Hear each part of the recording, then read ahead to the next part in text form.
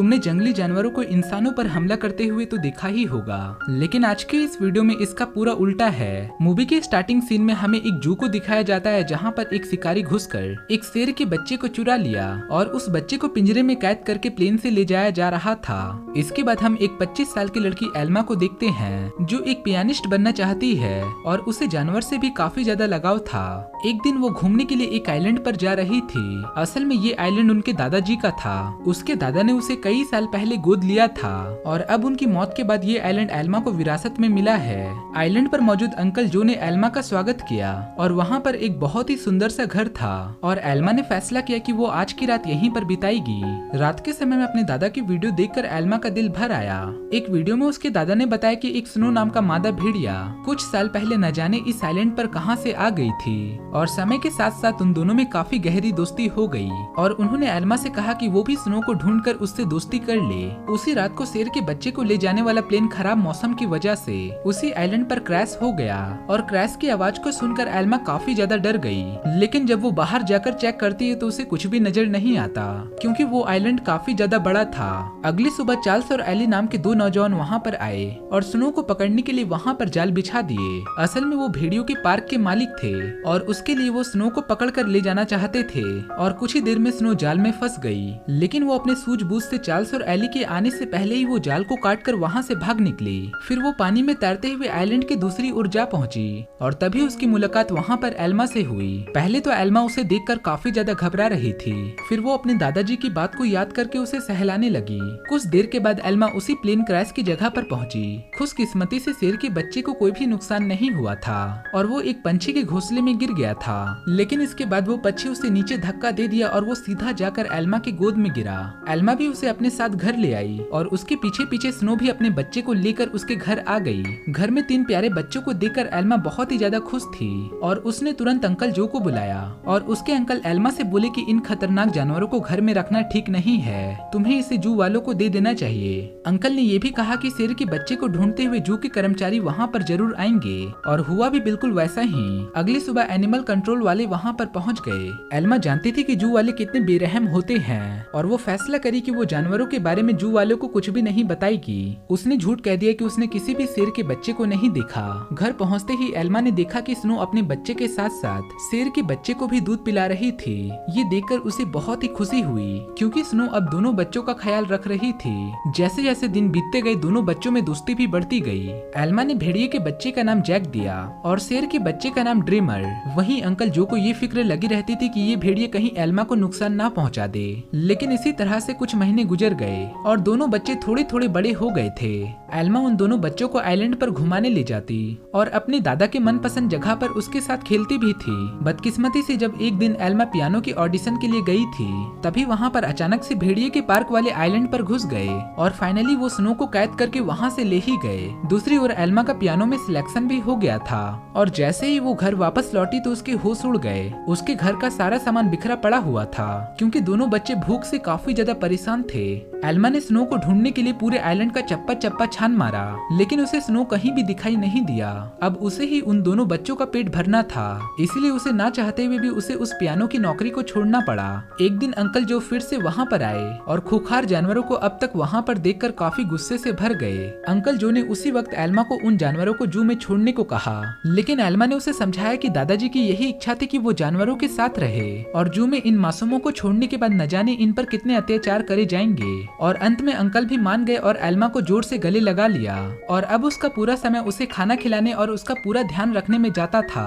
Elma को Jack और dreamer से बहुत ही ज्यादा प्यार था और बदले में वो जानवर भी एल्मा पर जान छिड़कते थे और देखते ही देखते इसी तरह से पूरे 1 साल गुजर गए और अब दोनों जानवर काफी बड़े हो गए थे। अंकल जो शहर से जानवरों के लिए मांस लाया करते थे अब उन्हें भी उनके पास जाने में डर लगता था।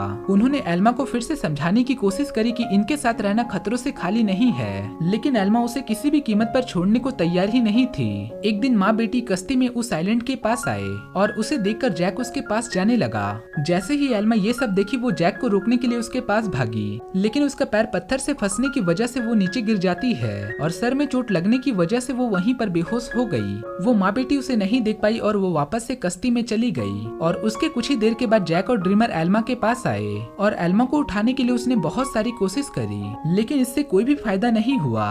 वो एल्मा को उठाने की बहुत सी कोशिशें करी। वो कई घंटों तक जोर जोर से चिल्लाते हुए मदद के लिए पुकारते रहे, लेकिन कोई भी नहीं आया। और तभी वहाँ पर रात हो गई और दोनों जानवर एल्मा से सटकर बैठ गए। उन्होंने पूरी रात एल्मा को गर्माहट दी। अगले दिन अंकल जो ने एल्मा को बहुत सारा कॉल किया, लेकिन कुछ भी जवाब न आने पर वो समझ गए कि वहाँ पर कुछ न कुछ तो गड़बड़ है। उन्हें लगा कि जरूर इन जंगली जानवरों ने ही एल्मा पर अटैक कर दिया होगा, इसलिए उन्होंने एनिमल कंट्रोल वालों को फोन कर दिया। लेकिन जब उन्हें एल्मा बेहोश मिली और जानवरों को एल्मा की रक्षा करते हुए देखा तो अंकल जो को अपनी इस हरकत पर काफी ज्यादा पछतावा हुआ।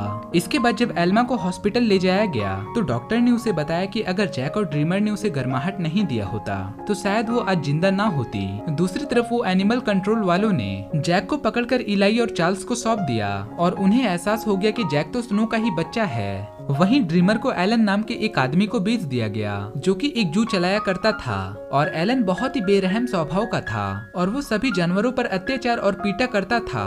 लेकिन अपने बाप से बिल्कुल उल्टा उसका बेटा रैफा बहुत ही नरम स्वभाव का था और रैफा की जल्द ही ड्रीमर से दोस्ती हो गई। लेकिन कुछ ही दिनों के बाद बेचारे ड्रीमर को कई सारे नशीली इंजेक्शन देकर सर्कस में करतब दिखाने के लिए मजबूर किया जाता। ड्रीमर ने अब तक अपनी पूरी जिंदगी मजे से आइलैंड पर गुजारी थी, लेकिन इन बेरहम लोगों ने इस पर काफी अत्याचार किए। लेकिन राफा अक्सर उसके पास जाकर ड्रीमर को शांत किया करता था।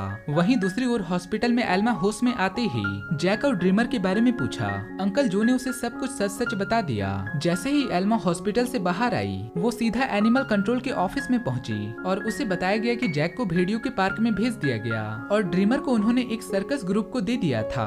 ये सुनते ही एल्मा गुस्से से भर गई और उन ऑफिसर पर चिल्लाने लगी, लेकिन अंकल जो ने उसे शांत करते हुए बाहर ले गए। कुछ समय के बाद एल्मा ने एली को फोन करके उससे जैक के बारे में पूछा, लेकिन उसने बताया कि जैक ठीक है और वो काफी खुश है और यहाँ पर उसके काफी सारे दोस्त भी बन गए हैं। इससे एल्मा को थोड़ी तसल्ली मिली, लेकिन अब भी वो ड्रीमर के लिए काफी ज्यादा परेशान थी। अगले कुछ हफ्तों तक वो शहर के सभी सर्कस में गई और ड्रीमर के बारे में उसने सबसे पूछताछ करी, लेकिन उसे कुछ भी पता नहीं लगा। वहीं दूसरी ओर ड्रीमर की वजह से एलन को मोटी कमाई होने लगी थी। ड्रीमर जल्द ही स्टार लायन के नाम से मशहूर हो गया। एक दिन ड्रीमर का सर्कस ग्रुप भेड़ियों के पार्क से होकर गुजर रहा था और जैक ने तुरंत अपने बचपन के फ्रेंड को पहचान लिया था। जैक अपने सूझबूझ से पिंजरे से बाहर निकल गया और जब एली ने ये चीज को देखा तो वो समझ गया कि जैक बेहद ही समझदार है और वो जरूर कुछ न कुछ तलाशने की कोशिश कर रहा है। और जैक जल्द ही वहाँ पर पहुँच गया जहाँ पर वो जाना चाहता था और वो बहुत ही चालाकी से ड्रीमर को भी पिंजरे से बाहर निकाल लिया। इतने महीनों के बाद एक दूसरे से मिलने पर दोनों जमकर खेले। जब एलन को ड्रीमर के भागने का पता चला तो उसने गुस्से में बेहोश करने वाली बंदूक निकाल ली और उसके बेटे रैफा ने उसे रोकने की बहुत कोशिश करी, लेकिन लालची एलन ने उसकी एक ना सुनी और इसके बाद रैफा ड्रीमर को ढूंढने के लिए अपने बाप एलन के साथ चल दिया। एलन ने एली को भी ड्रीमर के बारे में बताया। अब दोनों समझ गए थे कि जैक और ड्रीमर दोनों एक साथ ही है और इसी की वजह से पूरे शहर में हाई अलर्ट जारी कर दिया गया। और शाम के समय में एली ने एल्मा को सब कुछ सच सच बता दिया और कहा कि एनिमल कंट्रोल वाले जैक और ड्रीमर के पीछे पड़े हुए हैं। और ये सुनकर एल्मा काफी घबरा गई। एली ने बताया कि मैंने जैक के शरीर में एक ट्रैकर फिट किया था। जैक और ड्रीमर की आखिरी लोकेशन एक जंगल के पास थी।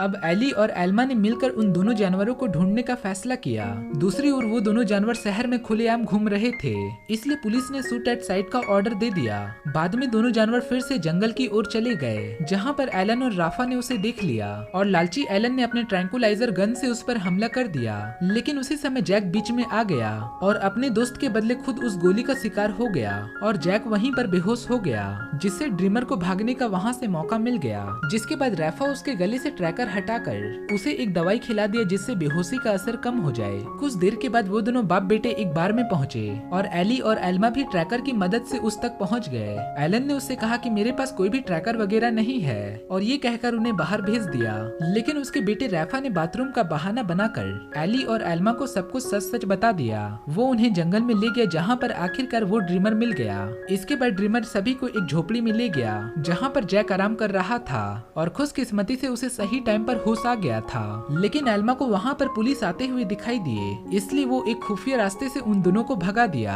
अब आइलैंड तक पहुँचने के लिए उसे सिर्फ एक नदी पार करनी थी और पुलिस से बचने का यही एकमात्र रास्ता था और वहाँ पर दूसरी ओर जाने के लिए कोई भी साधन नहीं था, इसलिए सभी को तैर कर ही जाना पड़ता है। और जैक वहाँ पर फुर्ती से नदी में तैरने लगा, लेकिन दूसरी ओर ड्रीमर पानी से डरता था और एल्मा ने उसे हिम्मत देने के लिए बहुत कोशिश करी, लेकिन ड्रीमर वापस से जंगल की ओर मुड़ गया। जैसे ही एल्मा और जैक पानी में तैर रहे थे तभी उन्हें बंदूक चलने की आवाजें सुनाई दी। उसे अब ऐसा लगा कि ड्रीमर अब इस दुनिया में नहीं रहा और आइलैंड पर पहुंचकर एल्मा बहुत ही ज्यादा रोने लगी, लेकिन ड्रीमर अचानक से उसके सामने आ गया। असल में वो पुलिस को भटकाने के लिए वापस जंगल में गया था और ड्रीमर को जिंदा देखकर सभी के चेहरे पर मुस्कान थी। और जैक और ड्रीमर के वापस लौटने की खुशी में एल्मा ने पियानो बजाया और वो तीनों खुशी खुशी फिर से साथ में रहने लगे। और इसी के साथ ही ये मूवी यहीं पर समाप्त हो जाती है।